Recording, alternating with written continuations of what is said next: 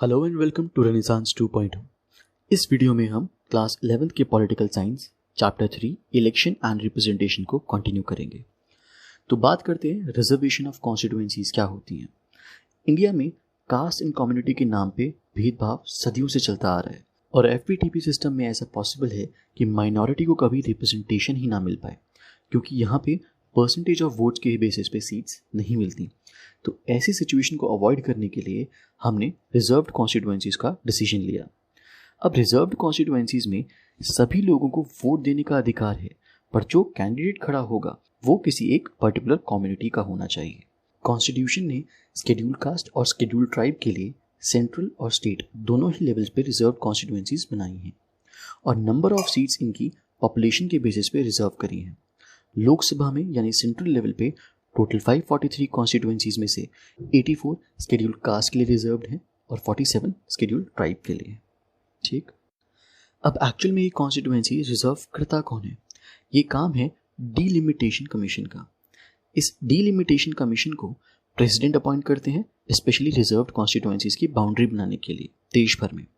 अब बाउंड्रीज बनाने के बाद डीलिमिटेशन कमीशन पॉपुलेशन देखती है और जिस कॉन्स्टिट्यूएंसी में शेड्यूल ट्राइब पॉपुलेशन सबसे ज़्यादा होती है वो शेड्यूल ट्राइब के लिए रिजर्व हो जाती है, यानी उस कॉन्स्टिट्यूएंसी में शेड्यूल ट्राइब का ही मेंबर खड़ा होगा। ठीक, अब शेड्यूल कास्ट के केस में कमीशन दो चीज़ें देखती है।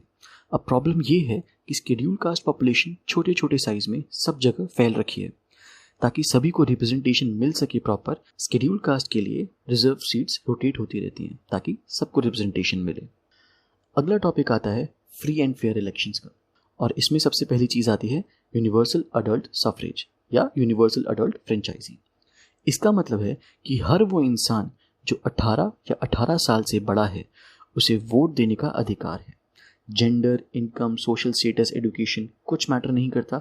अगर आप 18 या 18 साल से बड़े हैं और देश के सिटीजन भी हैं तो आप वोट दे सकते हैं। वोट देने के साथ साथ सबको इलेक्शन में खड़ा होने का अधिकार भी है, पर इसके लिए एज रिक्वायरमेंट्स अलग अलग हैं। जैसे लोकसभा इलेक्शंस के लिए 25 साल, राज्यसभा इलेक्शंस के लिए 30 साल। ठीक, अब फ्री और फेयर इलेक्शंस होंगे, इनका ध्यान कौन रखेगा? इसके लिए हमने एक इंडिपेंडेंट इलेक्शन कमीशन बना रखी है। ये इलेक्शन कमीशन ही है जो इलेक्शंस को फ्री तरीके से कंडक्ट करता है। अब इलेक्शन कमीशन में एक चीफ इलेक्शन कमिश्नर होता है और 2 इलेक्शन कमिश्नर्स होते हैं। अब इनके बीच में रैंक का भले ही डिफरेंस हो बट पावर्स का नहीं होता, दोनों की पावर्स इक्वल होती हैं और तीनों को ही प्रेसिडेंट खुद अपॉइंट करता है 6 साल के लिए या मैक्सिमम 65 तक की एज के लिए, जो भी पहले हो। जैसे अगर कोई इंसान 61 की एज पे इलेक्शन कमिश्नर अपॉइंट हुआ है एंड 65 तक उसके 6 साल पूरे नहीं हुए तो भी उसे रिटायर होना पड़ेगा। क्यों? क्योंकि 65 की एज लिमिट सेट हो रखी है। और चीफ इलेक्शन कमिश्नर को हटाया भी जा सकता है उसकी टर्म से पहले, अगर दोनों हाउसेस यानी लोकसभा और राज्यसभा प्रेसिडेंट को रिकमेंड करें तो। ठीक, अब आगे बढ़ते हैं। अब इलेक्शन कमीशन के फंक्शंस देखते हैं। सबसे पहले तो ये एक up to date voters list बनाते हैं ताकि सभी वोटर्स का नाम उसमें आ पाए और कोई मिस ना हो। दूसरा, ये इलेक्शंस की डेट एंड टाइम डिसाइड करते हैं। इसमें polling, counting and result declaration सब आता है। इस पूरे प्रोसेस के दौरान इलेक्शन कमीशन के पास फुल पावर है सभी डिसीजंस लेने की ताकि फ्री एंड फेयर इलेक्शंस हो पाएं। अगर ये चाहे या इनको लगता है कि सही टाइम नहीं है इलेक्शन के लिए तो ये उन्हें पोस्टपोन कर सकते हैं या ऑल टुगेदर कैंसिल भी कर सकते हैं, एक स्पेसिफिक स्टेट में या पूरे देश में भी। अगर इन्हें लगता है कि किसी कॉन्स्टिट्यूएंसी में सही पोलिंग नहीं हुई यानी सही तरीके से वोटिंग नहीं हुई तो ये दोबारा उस कॉन्स्टिट्यूएंसी में इलेक्शन करवा सकते हैं या दोबारा वोट्स की काउंटिंग भी करवा सकते हैं। इलेक्शन कमीशन ही पार्टीज को वेरीफाई करती है और उनका सिंबल भी अलॉट करती है।